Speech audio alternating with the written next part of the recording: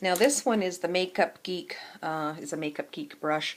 I don't use this for the crease. What I use this for is just to get into the corner of my eyes to highlight, to give me that awake look, and just wiggle, wiggle, wiggle like that. And it's a great brush for that. Again, the price is ridiculous for the wonderful quality of the brush.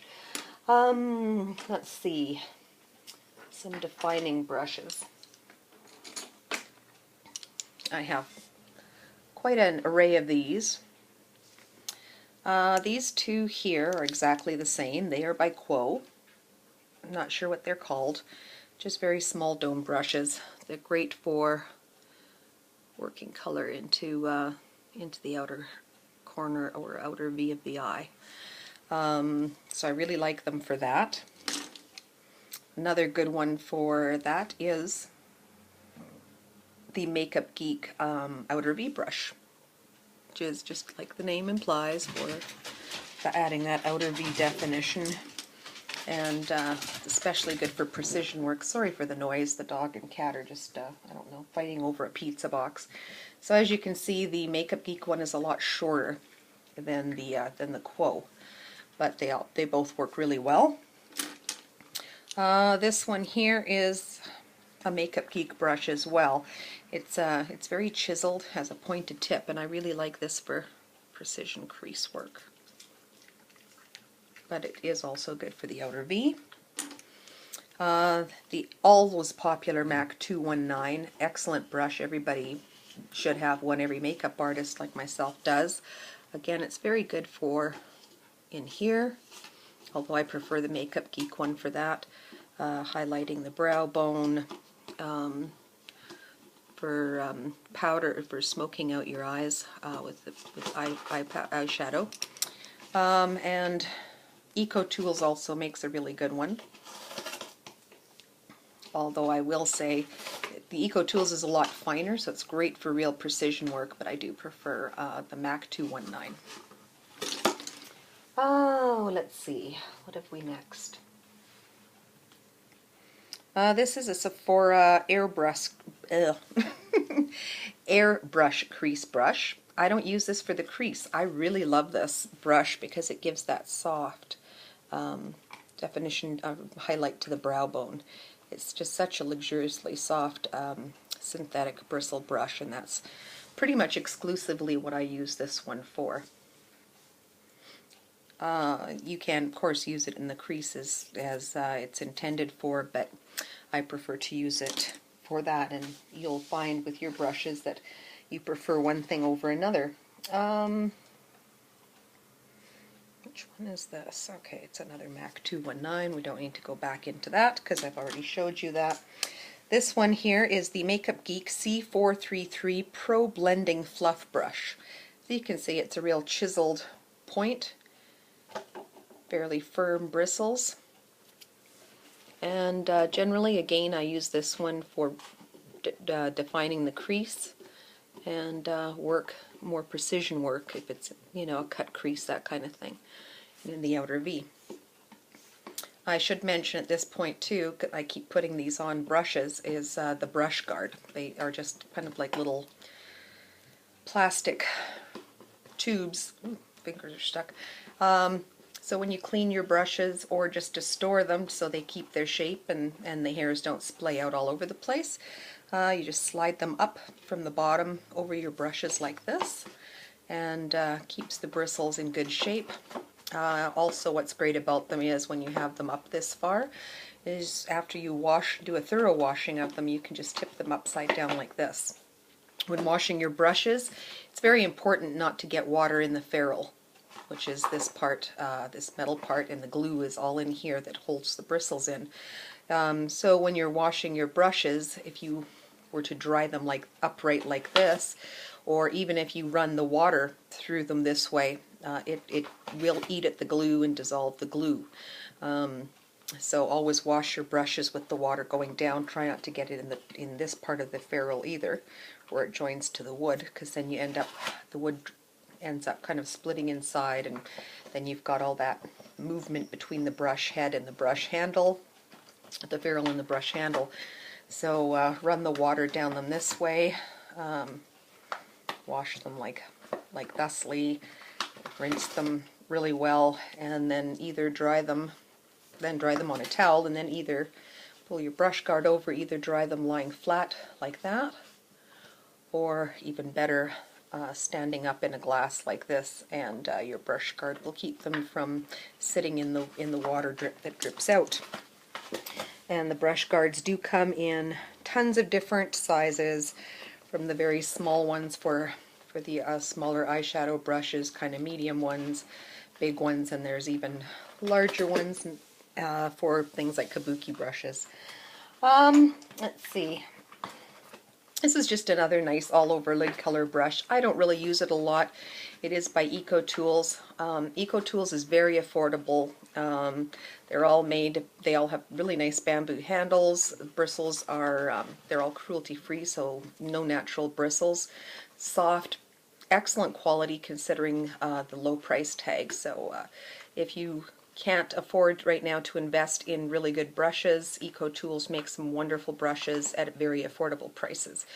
This one I generally will use just to blend out. I don't really apply with it, but I will blend out with this one. Let me see, what other goodies do I have? This is my beloved Sephora Professional Airbrush Concealer Brush. And what I use this for is after I've got my corrector underneath, I can just do this and do this to blend it all nicely in, and it does give a beautiful airbrushed finish. And I just love this brush. Again, it's got synthetic bristles. And another beloved line of products, of brushes that I like, are by Sigma. They are expensive, but they're fantastic. Now, I bought the set of Sigma synthetic precision eye brushes, and when I got them I was shocked and disappointed because they were, to me, too large to use for eye work and too small for face work. But once I started using them, I now would not be without them. I absolutely adore these brushes. So as you can see, it looks like a giant MAC 219 brush. Where did my MAC 219 go? There we go. So it looks like a giant MAC 219 brush. I don't use it up here. This is perfect with the pointed tip for getting concealer right into the corner of your eye, underneath here, the nasal labial fold. Applying highlighter to the top of your lips to make a fuller lip. It's just a beautiful thing, and I find that these brushes, being this in-between size, too big for the eyes and too small for the face, actually fill a niche that I didn't know needed to be filled, and that's for other precision work. Like I said, you know, your concealer brushes are generally too small for this kind of thing. This is perfect. Nice, it's you know, not so small that you're going to be forever blending your concealer. Just beautiful, beautiful, and they're all synthetic. So this one was the Precision Tapered P86 by Sigma. This, again by Sigma, is the Precision Round P82. This one I don't use a whole heck of a lot, but it's great for just, I use it almost like a stippling brush in any harsh edges, blending them out where my corrector has been. It's also great for going up the bridge of the nose here to add highlights so that your nose looks thinner. And it's also really good, again, here and here. So, I guess that's, oh, no, it's not quite it. Another brush I would, or comb, I guess, in this case, I would not be without is my metal Tweezerman lash comb. Now, you do have to be careful with these. They're very pointed and they're very sharp, so you don't want to poke yourself in the eye with them. They do kind of get mascara stuck in them, but they're wonderful for really separating and defining the lashes. You can't do that. I mean, a plastic eyelash comb will not work the same way. These are just fantastic, and they're about $10. And fold up. And, of course, the eyelash curler. Now, tons of companies make them. I don't even know who this one's by, and I've had it forever, like literally forever. Makeup, a lot of makeup artists will tell you the Shu Uemura one is the best one to get, the Holy Grail one. I don't think that, and it's in the $25-$35 price range. This one, like I said, it's probably either Revlon or Tweezerman or something. Got it at the drugstore, and it's perfectly fine. One thing I would highly recommend is everybody have one of these, simply because it really opens up the eye if you curl your lashes. So you'll curl your lashes. I kind of count to 10 and bounce it up and down, and without a mirror right here. It's a little hard. Try not to pinch yourself. 1, 2, 3, 4, 5, 6, 7, 8, 9, 10. And then just work your way up the lash a little. 1, 2, 3, 4, 5. And having your lashes, you can even see, because this is kind of drooped throughout the day, it just really opens up the eye. A trick I like to do is I'll curl my lashes bare and apply a very thin coat of waterproof mascara. It has to be waterproof. If it's watery, you know what happens to your hair when you spritz it with water, it kind of falls and flattens. So the waterproof mascara has waxes and oils in it, and it almost works like hair wax. And then comb through it with your lash comb, and then curl it one more time, and just it'll hold the curl a lot better. Yeah, so that's my collection of, and some of my preferences, other than my bent liner brush that I can't find. I had it earlier on. And I will say that it's really important to invest in really the best quality brushes you can possibly afford. You can do a whole lot more with cheap drugstore makeup. Maybelline, Revlon, L'Oreal, ELF, NYX, whatever. It doesn't have to be expensive makeup, but it'll look a whole lot better if you've applied it using really fantastic, superior quality brushes.